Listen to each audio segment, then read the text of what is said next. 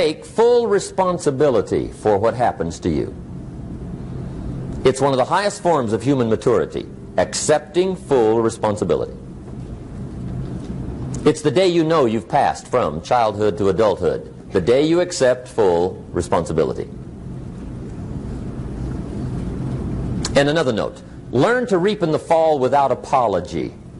Without apology if you do well, and without complaint if you don't. That's maturity. I used to have that long list of reasons why I wasn't doing well. To explain. You got to explain, right? Otherwise you're going to look bad.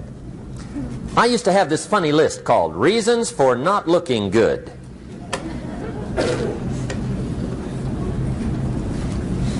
I used to blame the government. I mean, you can believe that or not. It was at the top of my list. I had a lecture second to none. The government. That was on my list. I used to blame taxes. Look what you got left after they take everything. And they expect you to do well. That was on my list there. Prices, that one's easy, right? You walk into the supermarket with $20, come out with a little half bag. So I had that on my list. I used to blame the weather. I blamed the traffic. I used to blame my car. I blamed the manufacturers. I used to blame the company. I blamed company policy. I used to blame the training program. I blamed my negative relatives. They were always putting me down. I blame my cynical neighbors. They're just selfish, looking out for themselves. Won't loan you money? They were on my list.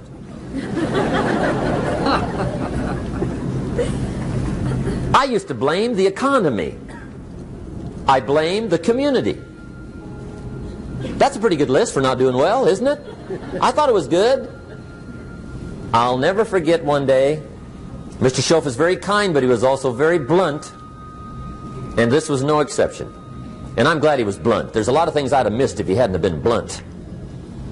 One day, with sort of a curious look on his face, he said, "Jim, just out of curiosity, tell me, how come you haven't done well up until now?" Excellent question. I thought, well, so I won't look too bad, I'll go through my list. And this list I just gave you, I put that on him. And he was very patient. He let me go through the whole thing, the government, the weather. I went through this whole thing. When I finished, he looked my list over very carefully. He said, "Mr. Rohn, big problem with your list. You ain't on it." How brilliant.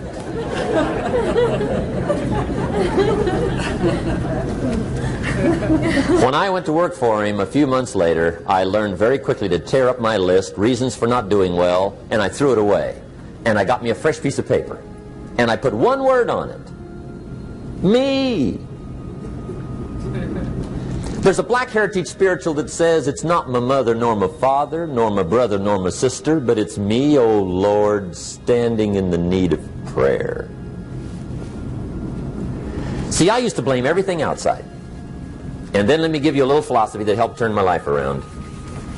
For your notes, here it is. It's not what happens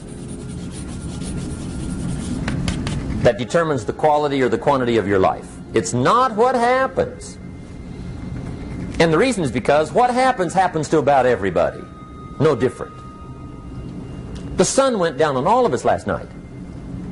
A common event, a happening. And I found out that the same things can happen to two different people. One gets rich and one stays poor. Why is that? It's because it's not what happens, but rather it's what you do that changes everything. So that's a key phrase. It's not what happens, it's what you do. What happens is about the same. You might put that in parentheses here. Same. What people do, that's what's different.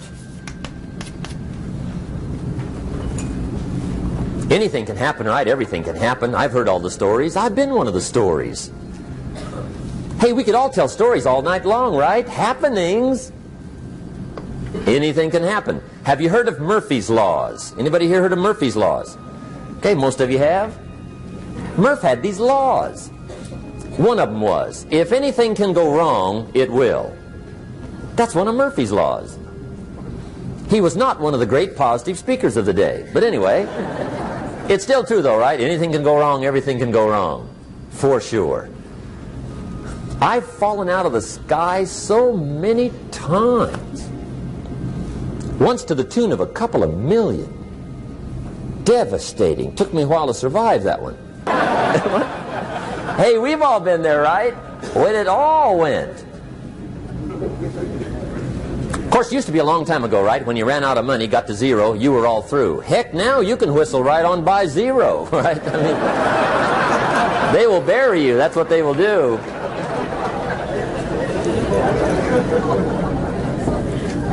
But see, those are the happenings, right? Everything can happen. Anything can happen. But it's not the happenings. It's what you do about it. Somebody says, yeah, but you don't understand the disappointments I've had. Come on. Everybody's had their share. Disappointments are not special gifts reserved for the poor. Everybody has them. The difference is what you do about it. It's not the weather. I used to blame the weather, and I discovered it rains on the rich. So see, that won't help. So here's one of the key questions of the evening. Starting tomorrow, what are you going to do that'll make a change in your life's direction? Good question. What are you going to do starting tomorrow that'll make a difference? Now see, if you don't do something starting tomorrow that'll make a difference, guess what? It's gonna be the same. And see, that way you can guess what the next 5 years are going to be like. Look at the last 5. Because the next 5 are going to be like the last 5 unless you, major key, tomorrow, change it all. Or change a little, or change something, or don't change. It's choice time. You can do whatever you want. What can you do starting tomorrow that'll make a difference?